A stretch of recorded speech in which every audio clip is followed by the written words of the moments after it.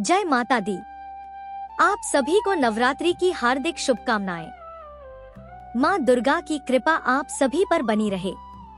आज हम नवरात्रि की पूजा की एक बहुत ही सरल और संपूर्ण विधि जानेंगे, जिसे कोई भी भक्त अपने घर पर आसानी से कर सकते हैं।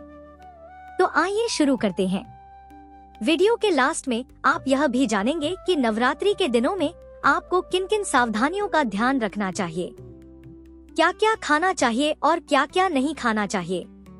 तो नवरात्रि के प्रथम दिन कलश की स्थापना की जाती है, चौकी लगाई जाती है जिस पर माँ दुर्गा की प्रतिमा या तस्वीर की स्थापना की जाती है और माँ शैलपुत्री की पूजा की जाती है। तो सबसे पहले प्रातःकाल स्नान आदि कर लें, स्वच्छ वस्त्र धारण करें, पूजा स्थान को अच्छी तरह से साफ करें। एक चौकी पर लाल रंग का या पीले रंग का वस्त्र बिछाएं।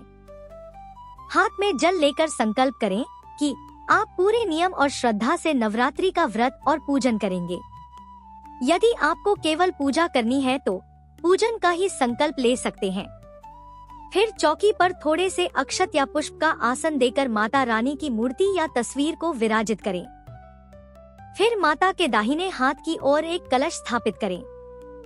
कुछ लोग कलश और ज्वारे को एक साथ रखते हैं, तो कुछ लोग अलग अलग, यह आपकी सुविधा पर निर्भर करता है। मिट्टी के पात्र में साफ मिट्टी भरें, उसमें थोड़ी रेत मिलाएं और उसमें ज्वारे बोधें। फिर कलश को शुद्ध जल से भरें। उसमें हल्दी, सुपारी, सिक्का, इलायची, लौंग और इत्र डालें। आम के 5 या 7 पत्तों को कलश के मुख पर रखें।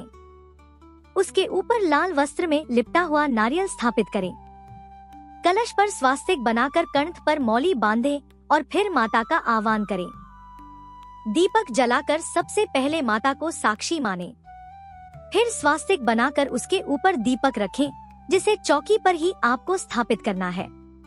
बहुत से लोग अखंड दीप भी जलाते हैं, तो अखंड दीप भी आप आसन देकर ही रखें और अखंड दीप जलाने का भी आपको संकल्प पहले दिन ही लेना चाहिए।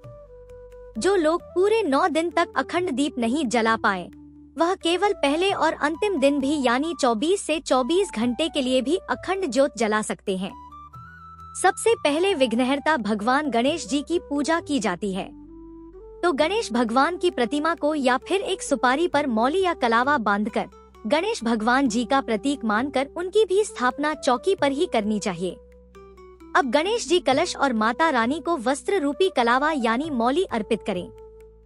सभी को तिलक लगाएं। माता रानी को लाल चुनरी चढ़ाएं। अक्षत और कुमकुम से तिलक करें। कलश और गणेश जी को भी तिलक लगाएं। अक्षत और पुष्प अर्पित करें।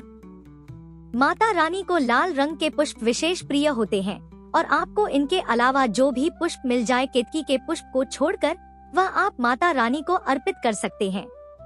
कलश और दीपक पर भी पुष्प और अक्षत अर्पित करें। अब माता रानी को श्रृंगार की विशेष सामग्री जैसे सिंदूर, चूड़ी, बिंदी, काजल, इत्र और मेहंदी आदि अर्पित करें। इसके बाद माता के मंत्रों का जाप करें। श्री दुर्गा सप्तशती, दुर्गा चालीसा पाठ या देवी स्तुति का पाठ करें। नवरात्रि व्रत की कथा सुने। प्रथम दिन माँ शैलपुत्री की कथा सुने। माता से प्रार्थना करें कि वे आपके द्वारा रखे गए उपवास या की गई पूजा पाठ को निर्विघ्न संपन्न कर आपको भरपूर आशीर्वाद दें। नवरात्रि के 9 दिन भक्त अपने घर में छोटा सा हवन करके फिर आरती करते हैं। तो हवन करने के लिए घी में भीगी हुई 2 लौंग लेकर हवन अग्नि में आहुति देनी चाहिए। हवन आप गाय के गोबर का उपला तोड़कर उसे हवन पात्र में या मिट्टी के बड़े दीपक में रखकर कर सकते हैं, जिसके ऊपर आपको कपूर रखकर थोड़ी हवन सामग्री डालकर प्रज्वलित करना है और उसी में आपको आहुति देनी है। इसके बाद बताशे और पान के पत्ते भी हवन में समर्पित करना चाहिए और हवन से उत्पन्न धुएं को पूरे घर में फैलाना चाहिए, ताकि घर का वातावरण शुद्ध और पवित्र हो जाए। सबसे अंत में कपूर जलाकर माता रानी की आरती उतारें।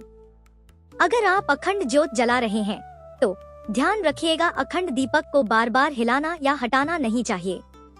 आरती उतारने के लिए आप अलग से दिया जला सकते हैं। सबसे अंत में आप माता रानी को भोग लगाएं।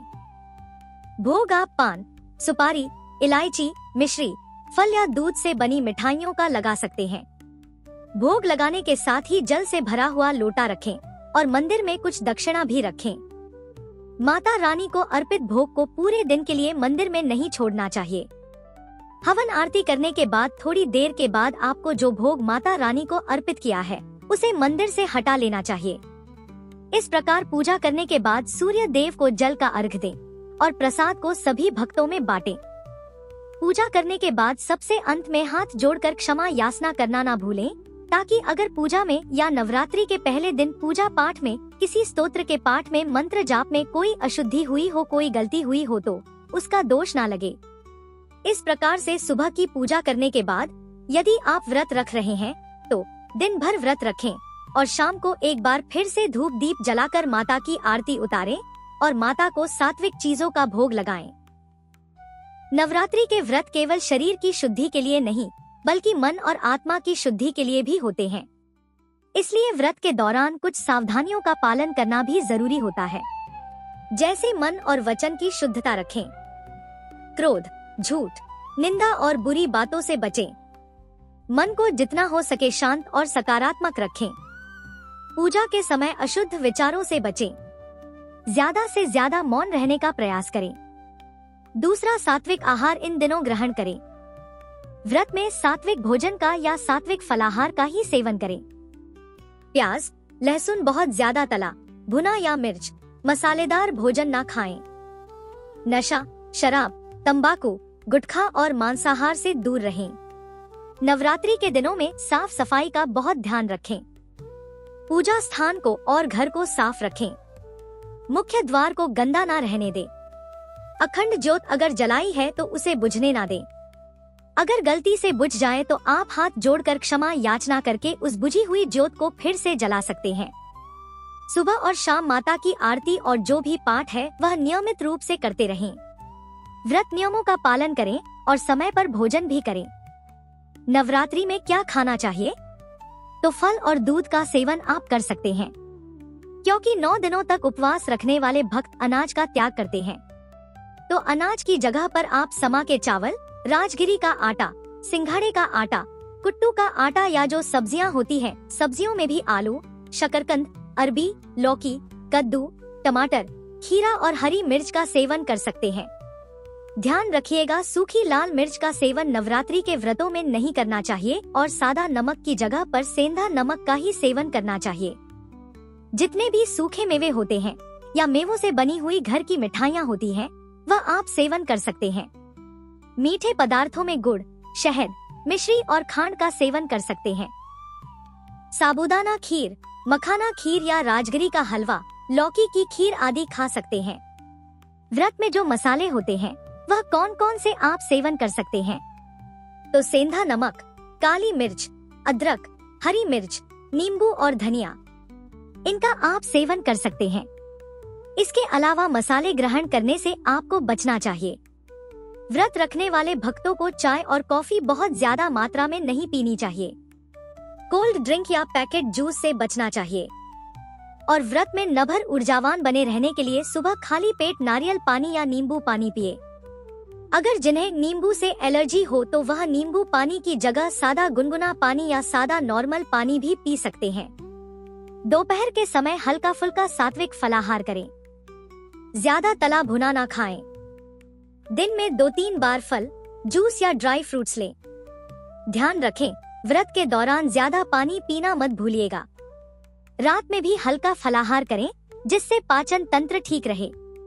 यदि आपको अन्न ग्रहण करना है, क्योंकि कुछ भक्त जो शारीरिक कमजोरी के कारण एक समय अन्न भी ग्रहण करते हैं और व्रत भी रखते हैं, तो उन्हें भी रात के भोजन को बिल्कुल हल्का रखना चाहिए। ज्यादा तला भुना या गरिष्ठ भोजन करने से बचना चाहिए। अगर आप इन सावधानियों का और नियमों का पालन नवरात्रि के दिनों में करेंगे तो नवरात्रि व्रत पूरी तरह से फलदायी होंगे और माता रानी की कृपा भी प्राप्त होगी। यह थी आज की वीडियो। आशा करती हूँ आपको पसंद आई होगी। वीडियो अच्छी लगी हो तो वीडियो को लाइक करके नवरात्रि के 9 दिनों तक आप हमारे चैनल पर कथा भी सुन सकते।